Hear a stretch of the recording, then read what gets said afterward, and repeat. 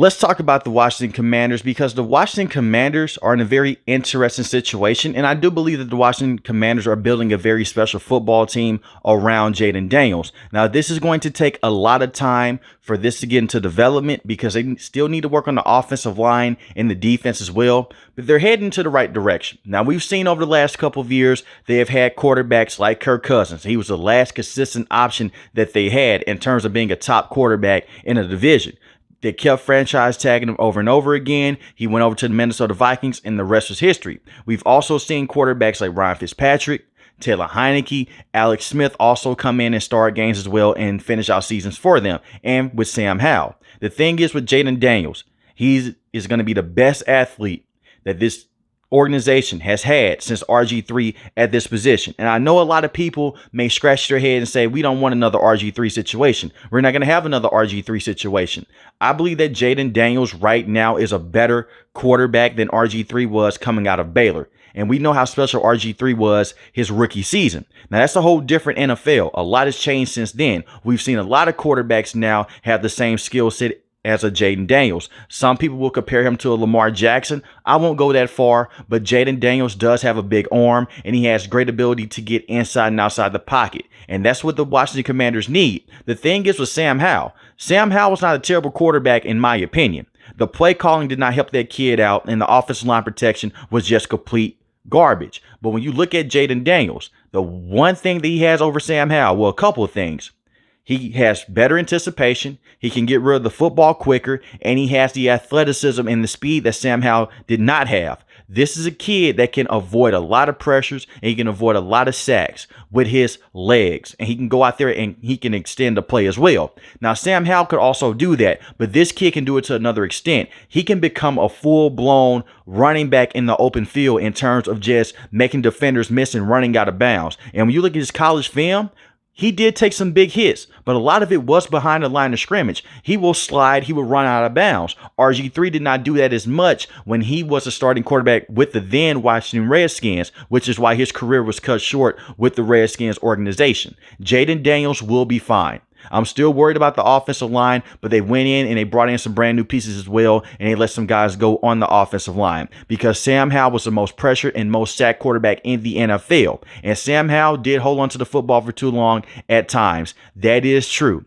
But when you also look at the play calling from Eric Bieniemy, he was terrible. He was not ready to be a main offensive play caller in the NFL. And so many people were beating the table. He should be a head coach one day. All of those people looked like idiots because he was such a terrible offensive coordinator with the Commanders. And it wasn't like the Washington Commanders did not have good talent. You have a very good wide receiver in Terry McLaurin, one of the better wide receivers in the NFL. I'll talk more about their receiving room in a couple of minutes. But it made zero sense to why Eric Bieniemy would call deep shots down the field over and over again, and they would not run the football when you already have a young quarterback in Sam Howell who was in his second year. And they did not try to run the football with the pieces that they had with Antonio Gibson, who is no longer here, and also Brian Robinson Jr. as well. And it brings me over to the running back room. You have two very good running backs now. Austin Ekeler is no longer with the Los Angeles Chargers. He's in the building. And when you look at the numbers that he's put up over the last couple of years, he's not an in-between the tackles running back, but he's a very good receiving back coming out of the backfield.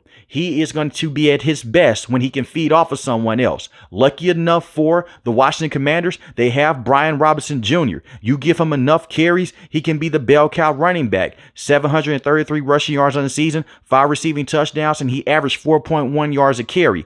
That is very good considering how bad this offensive line was and the lack of opportunities of the run game because of the play calling.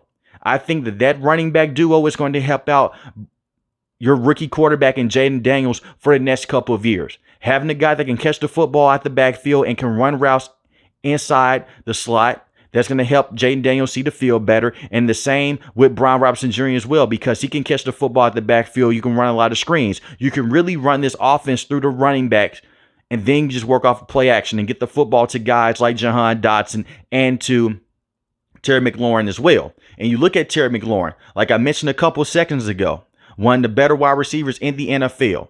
Every single season up to this point, he has had over 1,000 receiving yards. He is phenomenal.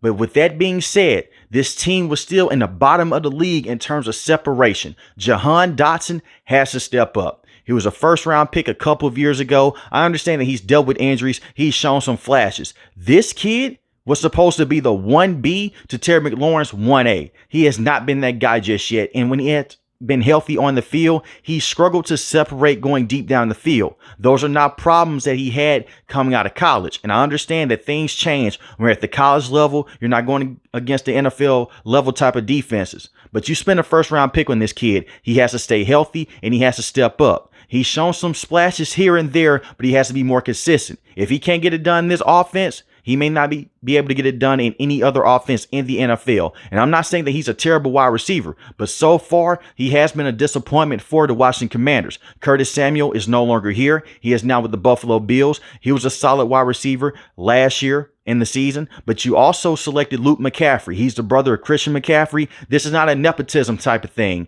This kid can ball. He's a very good possession wide receiver. He's not going to go out there and constantly take the top off the defense. He is a smooth route runner and he has great hands. If Jahan Dotson can't step up and be that number 2 wide receiver, well, guess what? Luke McCaffrey, if you give him enough time, he could possibly be that number 2 wide receiver that you're looking for, because you do have Damon Brown, who I do think is a very interesting wide receiver, but he's a number 3 or number 4 wide receiver at best, just with his speed. But Luke McCaffrey has the ability to go out there and he can be a consistent target. I expect for him to have a lot of good moments for this upcoming season. He has a similar playing style to Puka Nacua coming out of college. I'm not saying that he's going to be Puka Nacua with the Washington Commanders, but when you look at the college film, they kind of look the same.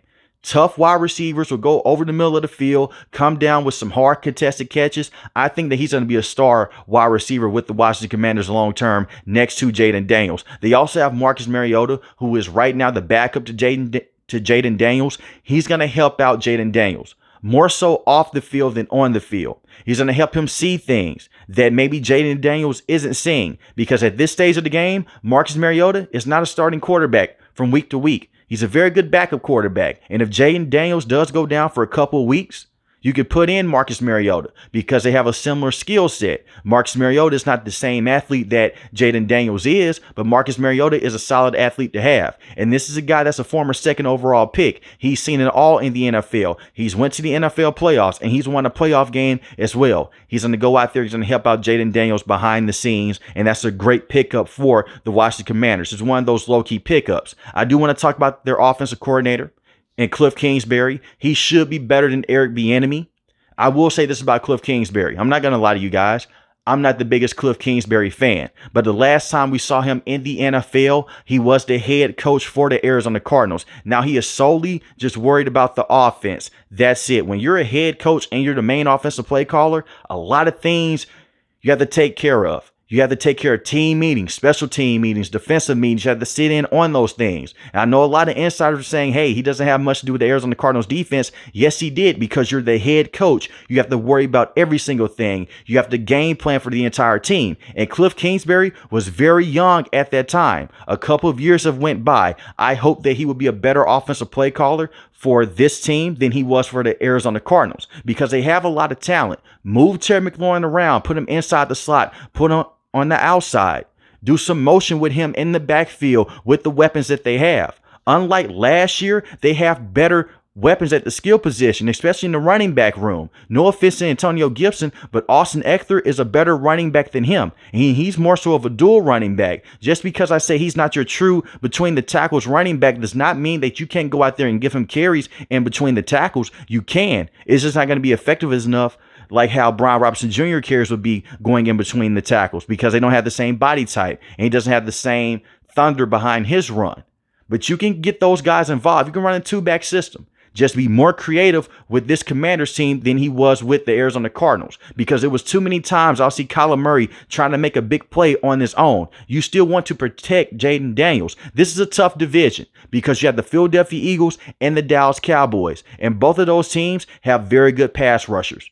And with this offensive line, they've gotten better on paper, but how much better can they be moving forward? This is going to be a couple of years for this team to get right and to get in a better situation. Remember, this is the first year with Dan Quinn as the head coach, and this is just the second year of Josh Harris taking over this organization. You still have some residue because you just had Ron Rivera bring in his guy and Eric Bieniemy.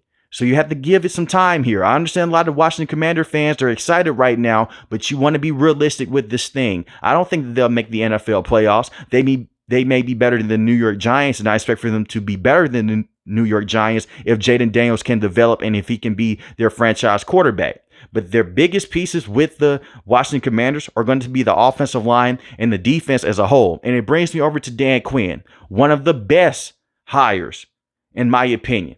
I think that he's a solid head coach. He's not one of the best head coaches to have, but this is a guy in the past. Not only did he take the Atlanta Falcons to the playoffs, they made a Super Bowl and they were up 28-3 against the Patriots. They blew that lead.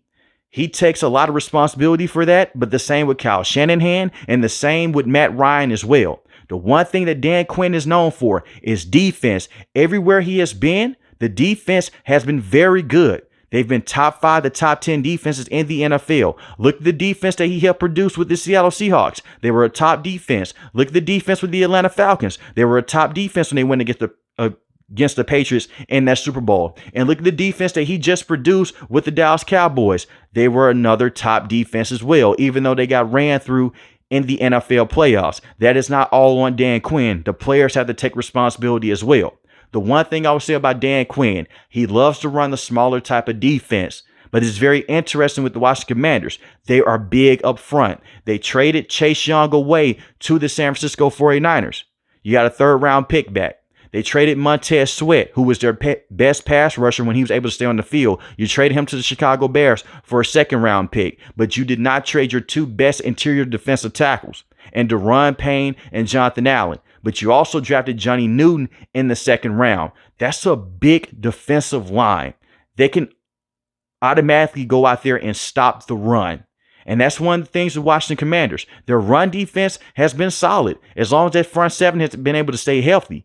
It's the secondary. Now, Emmanuel Forbes did not look good his rookie season. I'm not going to put it all on this kid because Jack Del Rio was a terrible defensive coordinator. And Ron Rivera was not much better after he fired him and took over defensive play calling duties. So they benched the kid, which hurt his confidence. Hopefully he can get a clean slate with Dan Quinn. He's long, lanky, very athletic. He's a press man corner. He's not going to be able to go out there and lock up every wide receiver in the NFL because the wide receiver position is just that special. But this kid, there's still a lot of good things with him. I like Emmanuel Forbes. I do. I think that they need to slow things down and just put him into the brand new system and see how things go over time. Just take it slow with him. They did draft another corner in this year's draft class as well. Mike, coming out of Michigan. He's a former wide receiver. He is a terrific cornerback. He is a pick 6 waiting to happen. He is similar to Deron Bland, but he's faster and he has a higher ceiling coming out of Michigan. He fits the Dan Quinn system. He can play inside the slot and outside the slot as well, but he's primarily known for staying inside the slot and that nickel defense. I think with the defense that Dan Quinn wants to run, their secondary will be better. And I expect for their secondary to give people a lot of problems. Do not be surprised if the Washington Commanders put up a good fight against the Dallas Cowboys for this upcoming season because Dan Quinn, he knows that system. He knows those players. Look at what Jonathan Gannon did to the Dallas Cowboys last season. He's the head coach of the Arizona Cardinals, former defensive coordinator for the Eagles. They defeated the Dallas Cowboys. So don't be surprised to watch the Commanders in one of these matchups for this upcoming season if they go out there and they defeat the Dallas Cowboys.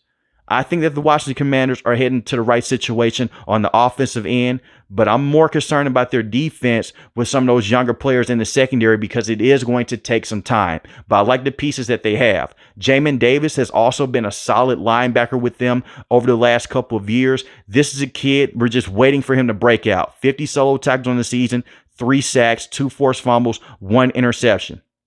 They also went out there and they signed Bobby Wagner. He's not the same Bobby Wagner that he was a couple of years ago with the Seattle Seahawks or even with the Los Angeles Rams, but he's still a very good veteran to have around. He's still a top tackling linebacker in the NFL.